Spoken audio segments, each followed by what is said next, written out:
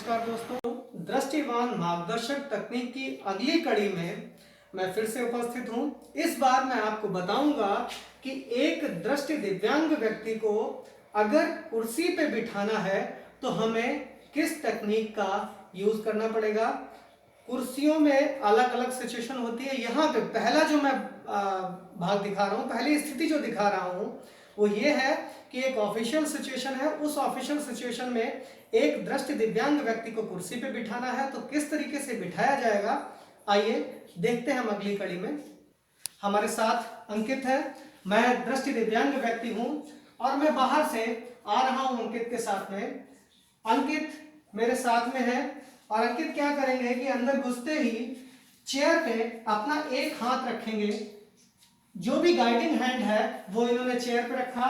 Chair पे हाथ रखने से मुझे पता चल गया, क्लू मिल गया कि मुझे हाथ किस साइड अपना जो जिससे मैं इनको पकड़े हुए था, ग्रिप किए हुए था, वो हाथ मुझे कैसे और कहां पे ले जाना है। तो मैं ड्रैग करता हुआ हाथ लाया और जो भी कुर्सी है उसके बैक पोर्शन पे रख दिया।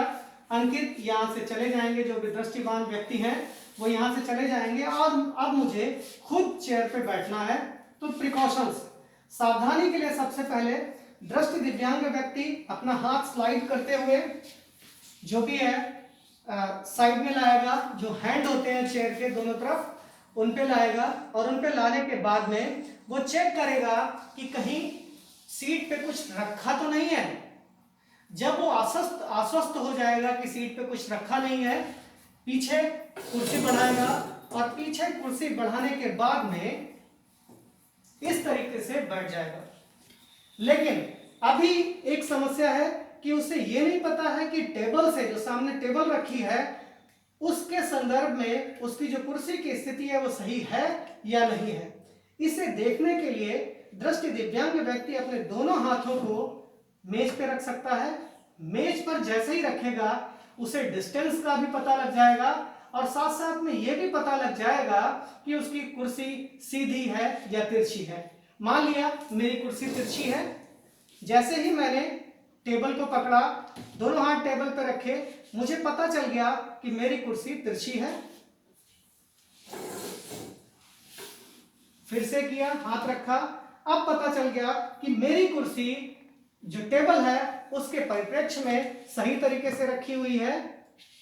इस तरीके से कोई भी दृष्टि दिव्यांग व्यक्ति ऑफिशियल कंडीशन में अपने आप को कुर्सी पे अपने आप स्वयं ही कुर्सी पे बैठ सकता है और दृष्टिवान मार्गदर्शक सिर्फ थोड़ी सी मदद करेगा, जो कि अभी जैसे प्रैक्टिकल में की थी। आगे मैं दिखाऊंगा दूसरी सिचुएशन, दूसरी परिस्थिति में एक पिक्चर हॉल में जो सीटिंग होती है वहां पे कैसे दृष्टि दिव्यांग को बिठाना है, आइए देखते हैं। देखिए सीटों का अरेंजमेंट अलग अलग होता है। अभी मैंने एक सीटों का अरेंजमेंट किया हुआ है। ये अरेंजमेंट एक पिक्चर हॉल की तरह है, जहां कुर्सियां एक दूसरे के आगे पीछे पड़ी होती हैं और अगर इस सिचुएशन में दृष्टि दिव्यांग व्यक्ति को पीछे की साइड में बैठना है या दृष्टि दिव्यांग व्यक्ति को दृष्टिवान व्यक्ति के साथ में अंदर किसी सीट पे बैठने के लिए जाना है, तो किस तरीके से जाएगा मैं प्रैक्टिकल के माध्यम से आपको बताता हूँ।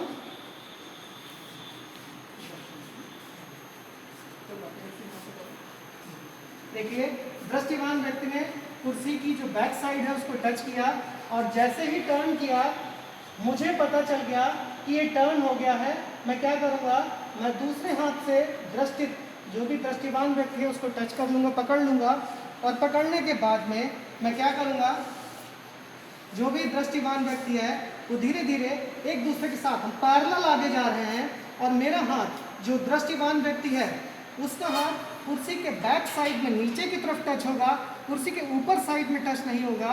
क्यों?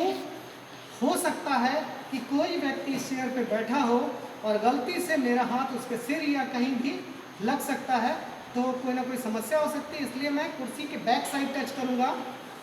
देखिए एक साथ हम लोग जा रहे हैं और जाने के बाद में जैसे ही दृष्टिवान व्यक्ति बैठा मैं अपने आप बैठ जाऊँगा।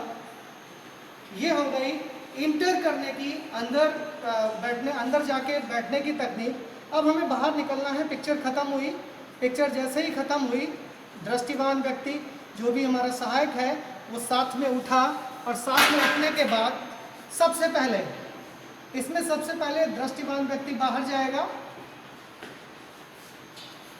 और बाहर आने के बाद जैसे ही वो बाहर आया उसे पता चल गया कि आगे कोई सीट नहीं है, थोड़ा सा पीछे होगा, दृष्टिवान व्यक्ति आगे आ गया। अब फिर से वो गाइड कर लेगा दृष्टिबाधित व्यक्ति को इस तरीके से और दोनों ही आगे निकल जाएंगे। तो ये अलग अरेंजमेंट था जो कि एक पिक्चर हॉल का अरेंजमेंट था कि पिक्चर हॉल में किस तरीके से एक दिव्यांग व्यक्ति को गाइड करेगा दृष्टिवान व्यक्ति। अगले भाग में जो भी मैं बताऊंगा आपको कि पब्लिक ट्रांसपोर्ट का यूज़ दृष्टि दिव्यांग व्यक्ति दृष्टिवान व्यक्ति के साथ किस तरीके से करेगा। इस टेक्निक को हम यहीं पे समाप्त करते हैं, आगे फिर मिलेंगे। तब तक के लिए आप सभी को धन्यवाद।